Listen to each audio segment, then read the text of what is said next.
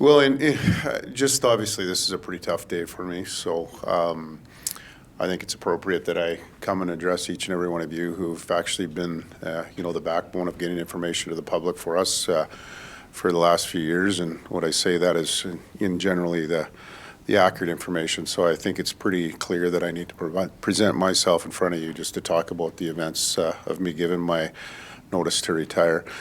Just before we start, you're joined by a lot of members of my executive team here. I will start and say that I believe EPS is in very good hands, and I'm confident that we've got a lot of momentum to continue into the future. Second part, I have to thank my wife, Leanne, who's been with me for every day of every journey of anything I've done in leadership, for 35 years, and her and my daughters have been a constant pillar of support for us. So just on behalf of myself, I just want to acknowledge that I couldn't have done half of what I've been able to do without her support. What I tell you today is, obviously, the release went out. I'm officially done my role on February 21st, 2025. There's 3 months, obviously, still to do work. I've been asked by the Commission to ensure that the momentum that we've managed to achieve continues on and that we actually prepare ourselves well for what's to come in the future. The biggest thank you that I want to give, there's two of them actually. The first one is to the men and the women of the Edmonton Police Service. I'm not going to say when you have an organization of 3,000 people that we all think or agree with the direction we're going, but what I can say is their support and their ability to carry out the mission to achieve the results has not wavered. And for that, I'm forever grateful to not just have the opportunity to lead them, but also to have the opportunity to work shoulder and shoulder with them and to see them in some very, very difficult times in policing. Let's be honest. Somebody that's been in the public service in the role of a leadership for over 20 years, I can honestly say I haven't seen anything like this in my life. And the good part is, as we move forward, we've moved forward as a team, and that's something that I don't take the credit for. The credit belongs to them. The second part is the citizens of Edmonton. Just the honor to have been able to serve as your police chief, the support that you've given to me. Honestly, I didn't know what would happen when you retire from a large service like this, but the literally hundreds, maybe even more, emails, texts, and phone calls from all over North America has been overwhelming. And I do want to tell those that might see this that I will try to get back to each and every one, but it's humbling, but it's also been very overwhelming. When I speak about the public, I want to be very clear. I'm not speaking about the activists on social media that spread mis or inaccurate information that actually put the risk of my officers in harm some days with that information. And that particular part is not something that I'm going to miss, because I just don't think there's any rule or any role for that misinformation in any type of community safety or, for anything when safety of individuals is involved. The hardest day of my life, honestly, and for my leadership team, is when we lost Constables Travis Jordan and Constables Brett Ryan. It's the call that no police chief ever wants to get, never mind anybody of any police service or organization. Lives of families turned upside down. Members' wellness jeopardized, all for a senseless act. And why I mention this at this difficult time, because it's not something we ever should forget, and it's something that we need to carry on the tradition, because both of those members giving the ultimate sacrifice has made us stronger as an organization. It also brought the public back, a public that was fatigued from COVID, a public that was tired and exhausted as they tried to navigate their own lives and the impact COVID and George Floyd had on them. but it brought them back in spades. And for this, I just want to thank them for that. That incredible sign of support was for the pillars of us to actually lean in, lean on, and look after each other, and I believe made us even stronger than we are today. Lastly, before we get to questions, I just want to talk about, we went from some really good progressive times to some very tumultuous times. At the heart of that was COVID, but really on the other side of it was the George Floyd incident in Minneapolis. And it made the lives of our members very hard to go to work some days. But again, the public support that you showed us when it really needed makes that a lot easier to carry on. And as we go forward, we're now through those tumultuous times. We've secured some things, with funding formula back in place to actually make some stable investments in what we need to do to keep our citizens safe. And as a result, our crime rate is spiraling downward. Our violence in relation to gun violence is down 46%, which ultimately tells me that we have the momentum to continue this direction. And that's why I make this decision today. Very hard. I still realize, and I know you know, that I still have roughly 18 months left in my contract.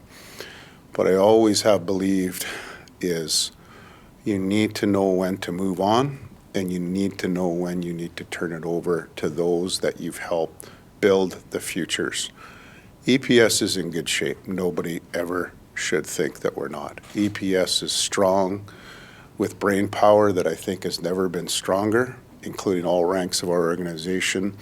And for that, I really look forward to watching from the sidelines as they take it to another level. So I'll leave it at that, and I'll certainly answer any questions. Could you just make sure we're using the mic, please? That would be great. Hi, Chief. Hi, Johnny. How are you? Good. I'll get this out of the way off the top. Are you running for mayor? So, Johnny, there's 5 of those rumors going around. There's the mayor. Yeah. There's running for federal politics. There's working in government. There's I can't even think of the other 2. And are they all true? Yeah. What's what? Are they all true? Yeah. Good way to put it. The reality is, what I'll tell you today, and I will be upfront when things progress, and I will absolutely provide myself in front of you to answer questions. As of today, I'm retiring from policing. I have no desire to go to another police service. I think I have the best police service in the country. And in the coming days and weeks, I will make a decision. Well, I will actually make it clear of what the next plans for Dale McFee are. But right now, I don't want that added pressure onto this police service. So I'm just going to take some time to let this stuff pause. And I will be the first to answer that question when what my decision becomes formal is. Was that a firm no on the mayor, though? All options are on the table, Johnny. Oh. Having done more than a few year-enders with you, I'm going to try and give you a chance for a very succinct answer. Why now? A couple reasons. I think the fact is that I feel, honestly, as I stated up front, we're in good shape to go forward. I'm tired of some of the rhetoric that I've had to go through over the last little while, and it's taken a toll. But I also think there's other opportunities for me that I will move on to in the not too distant future. But I don't want to lose sight that I'm the chief of this police service till February 21st, 2025. Just to follow up then. Yep. Before you came here, you worked in provincial government in Saskatchewan. Yeah, as Deputy Minister of Justice, Police, Corrections and Police. Are you open to working for the provincial government here in Alberta after you leave? As I said to Johnny, I've been around the podium a bit. All things are on the table.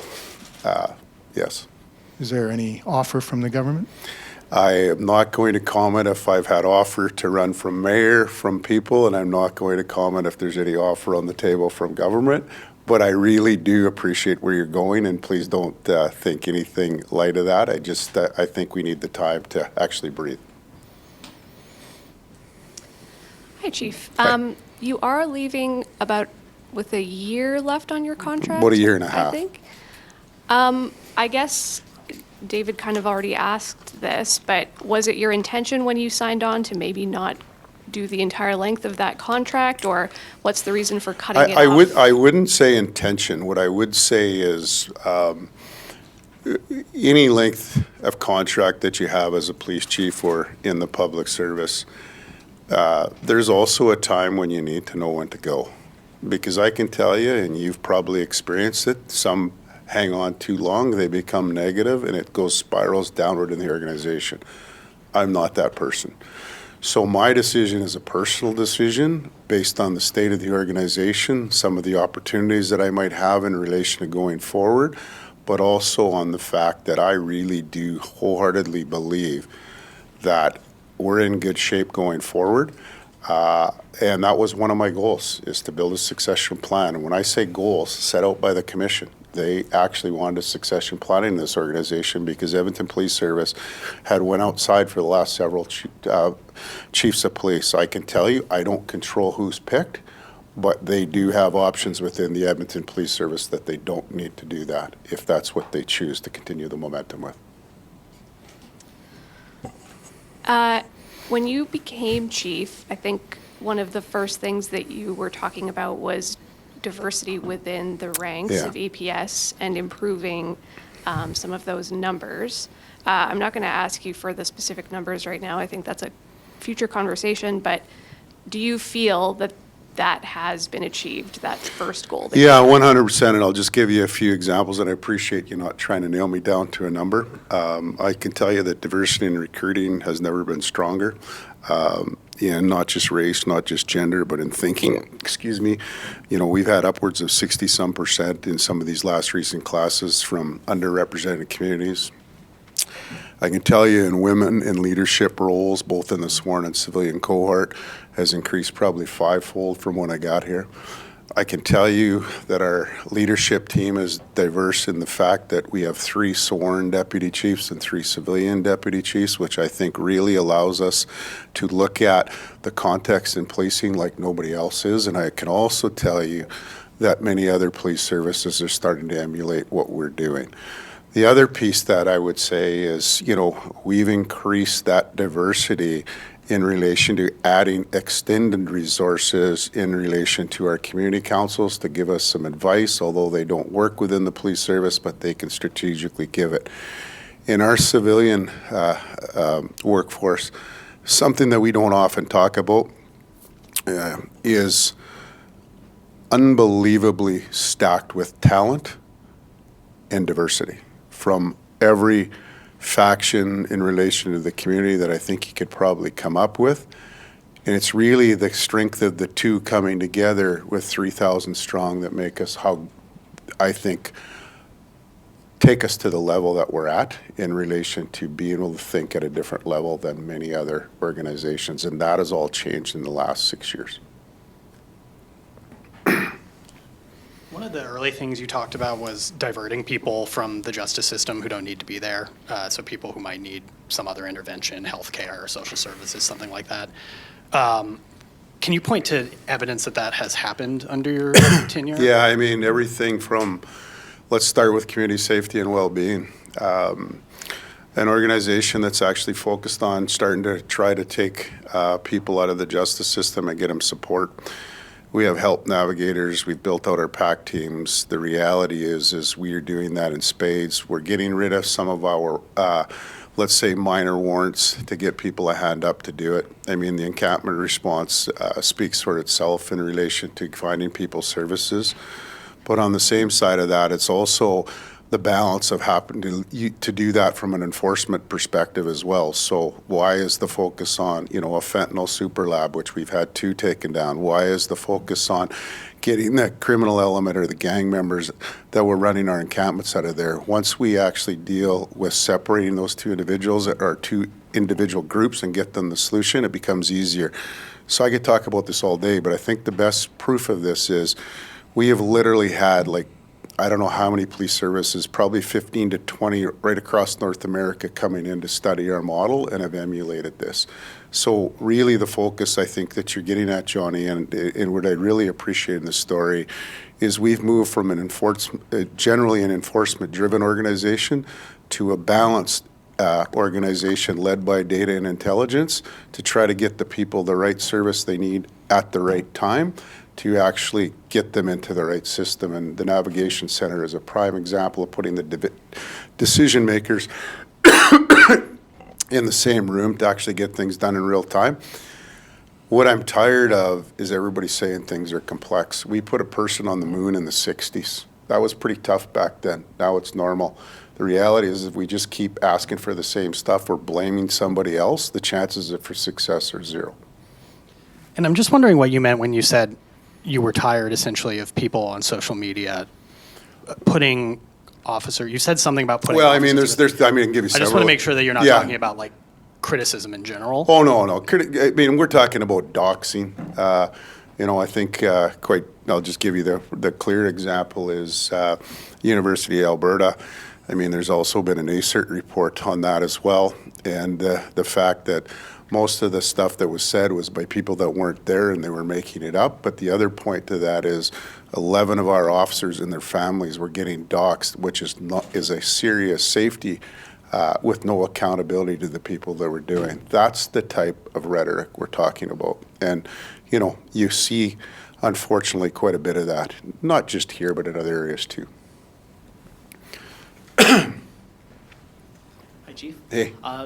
I mean, you've led this division through some tumultuous times, like you mentioned, COVID, just the BLM movements, and here, and obviously through the encampments removals in the past year. What have you learned as chief in the last 5 years? Expect the unexpected. What I've learned that I think is one of the most significant things that's actually helped us get the work done? The importance of a strong police commission. And I can't thank them enough because you've seen it, we've all seen it. The trying by politicians to shame them into what they're doing, to try to intimidate them into what they're doing, to basically as individuals that are volunteers who actually have the mandate to set the policy for the police service in a role that is actually legislated is so critical during tumultuous times to ensure that we don't just run on emotion or that we run on belief. And I'm going to give you an example of that. We ended up taking school resource officers out of the public school division. Everybody knows that story. We can all go back to social media and find all of those stories. We can go back to the police board, the education board, and find out who was responsible for that.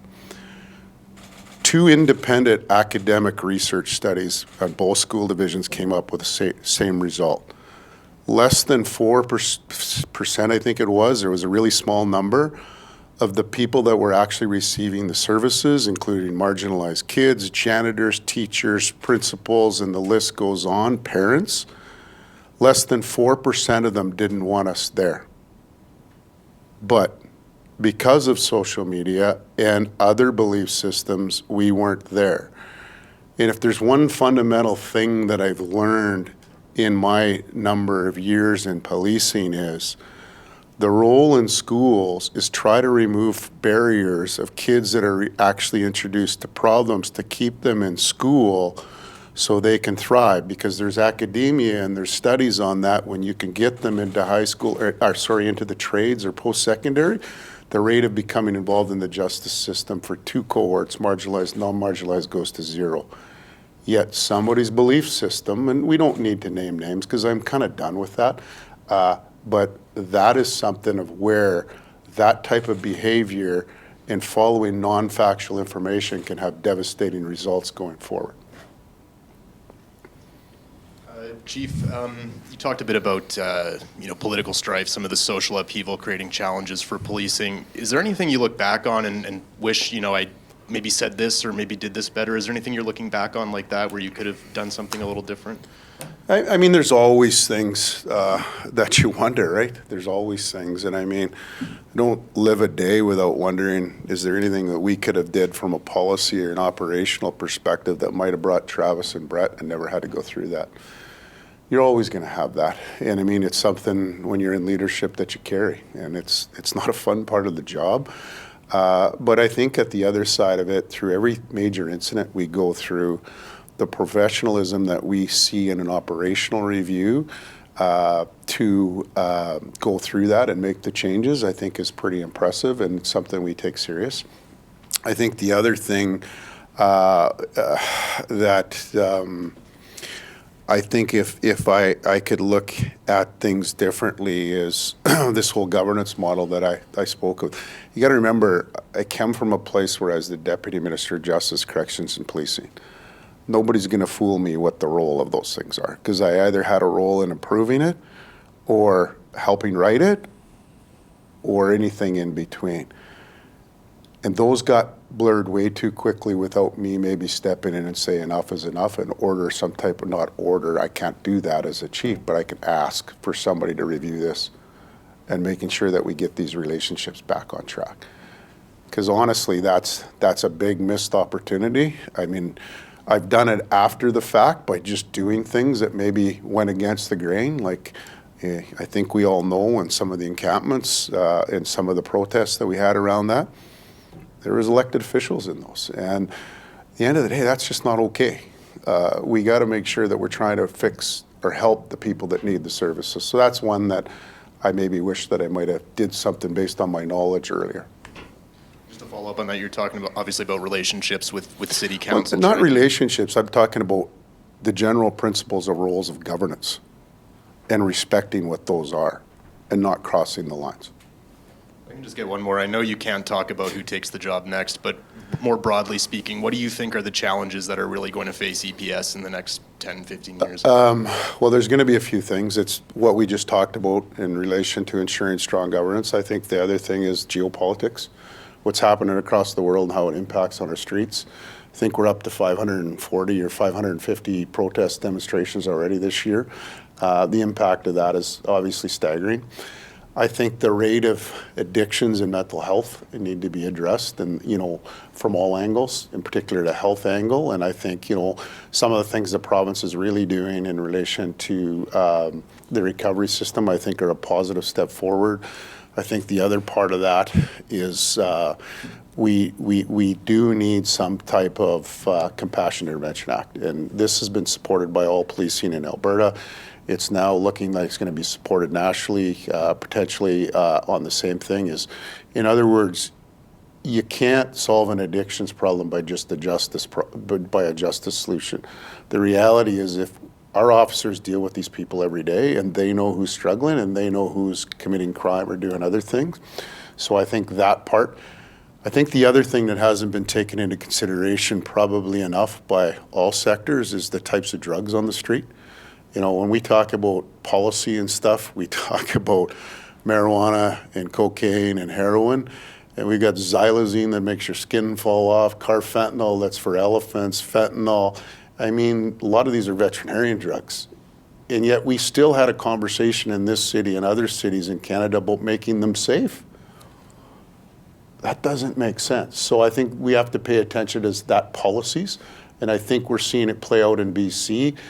Just recently at a CASP meeting, just having some of those BC chief leaders talking about just how it's not good and something's got to change. And I think what we need to do is ensure that doesn't become more of a thing in Edmonton than it already is without getting some things in place. I could go on a few more, but that's probably good. Thanks.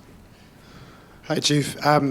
Wondering about if you have any thoughts on a better governance system for police. Can the current system work with maybe different personalities or better communication?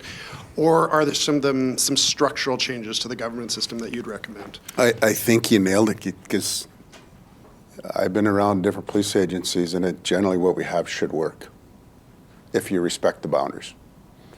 But that said, it may be gone so far, if I'm not working, to your point, that, I mean, the province holds the legislative thing. It probably needs to be reviewed. It needs to be reviewed in an Edmonton context and at least say what's working, what's not working, and how are we going to change it.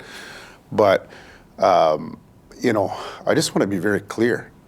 I've never seen anything like this. I've been a police chief and I've been a president of CACP, and I've spoken to these groups many, many different communities and certainly cities and provinces. And I honestly, and I've said this before, so I'm not trying to scold or to point out, but I've never seen anything like this. And it's frustrating, the amount of redundant work and the amount of blame that goes on volunteers that are actually doing a good job. The other thing I've never seen is such a diverse commission as we have. It's by far the most diverse, but nobody talks about that. We talk about somebody that might not be as diverse, blaming them for the problems that maybe aren't all theirs. It's obviously a polarizing political time. That may be explaining some of what's going on with the commission. Your critics would say that you've been a very political police chief in terms of your advocacy around safer supply and drug decriminalization and so on. How would you respond to that, and how have you tried to navigate these polarizing politics? Well, I mean, I would start with this because I think it's and I appreciate you asking that question, actually, because it's the first time it's ever asked. You got to remember, when I was in Saskatchewan, I worked for an NDP government, and then I worked for a Sask Party government. When I was president of CACP, I worked for a Liberal government, and I've talked about the same things. When I talk here, regardless of who I think should get elected, which is a viewpoint, which I think every citizen is entitled to, I talk about what's going to make a difference in our community. And so I go back to asking that question is, who would ever thought something that you give an elephant would work for a human and call it safe? Like, we're focused on what the evidence says, not literature that somebody's trying to spin to make the thing. So my position as a police chief, regardless of what some of the activists think, I don't care because I don't pay attention to them. I care about what's happening to the citizens on our street. Just like when we entered the debate on encampments. Who could reasonably argue that a tent in 30 below is safe when there's room to take them somewhere else? Could we make a tent safer, or could we actually make the shelter safer? Yet we had a debate here. We got sued for that. Like, we have to get back to what the role of the police chief is public safety and community safety, and not wavering to rhetoric or belief. Let's focus on what is actually going to work, and let's double down on it. So, I mean, I could go on some of these, there's several examples of these, but I think it was asked earlier, is the whole social media piece. It's going so far, and regardless of what party, to the extremes, that, you know, when you look at Twitter, I can't even remember what is 5% of people on Twitter are from Edmonton and 2% actually use it, and yet we make decisions sometimes, some people do on it. I mean, I don't think we need to explain it any more than that. I'm going to emphasize, though, what I think part of that solution is. More concentrated, good journalism by you folks working with us. Not that you can't ask us hard questions, because that question has never been asked to me. That's what's missing, the source of truth to our community. Because without that, we're going on fundamental beliefs or somebody's ability of what they think is the right solution that's not grounded in evidence. And unfortunately, sometimes it makes it a lot worse than it needs to be. Any final questions? And Chief, just careful with the mic there with your tie. Oh. Old hockey guy. I'm trying to think how to ask this question. Just be blunt, It Johnny. I've never seems known like you. a lot of your complaints, and I don't want to accuse you of complaining here, but like the issues with the relationships with politicians seem to have been largely directed at City Council. You thinking that City Council has gone out of their lane. Do you have positive things to say about City Council? Like, did you have good relationships with anyone? Very good relationships with some of them, and very good relationships with the last City Council. But, you know, I want to be very clear in relation to the role of a councillor, because it's not my job to get involved in that, but it is my job to protect safety. So if I have to contradict something, I'm not going to apologize for having to do that. One thing that I will commend council is for coming back and reviewing the funding formula and realizing that it was actually a pretty good idea to do it. Because that's one of the main reasons I actually came here, because everybody talks about costs of policing. The funding formula based on evidence actually reduces costs. And some of the funders, they came in, they made it say that Alberta is one of the highest costs to policing in the country. And they were comparing it to other regionalized police services. If you want to reduce costs, regionalize the Edmonton Police Service. And then you have better intelligence, you ever have that. But we don't even get to those conversations because we're taking what the report said and we're trying to jump to a conclusion that the report doesn't say. So there's lots of things, but I think that decision I certainly appreciate. And I also got to appreciate the fact that it takes a lot to be a municipal politician, and it's not always fun. But I think the piece that I push back on a little bit is when we're compared to things that aren't relevant, which seems to have really increased in the last couple of years. Because I honestly am a believer, and not just because I think that, because I've seen it. You don't have safety, you don't have economic vibrancy. And it's not that difficult to see how the two connect, but it doesn't mean that we shouldn't be fiscally responsible and explain what it is that we have to do to attain that.